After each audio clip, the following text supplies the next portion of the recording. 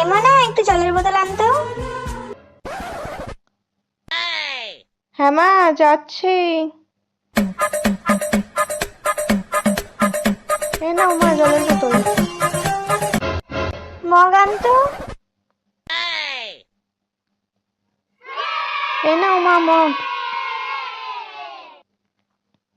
এবার একটু শান্তিতে বইটা পড়ি। এমা না ঘরের থেকে একটু সবজির চুবড়িটা আমাকে দিয়ে যেত। হ্যাঁ মা, যাচ্ছি। এই নাও চুপড়ি মা।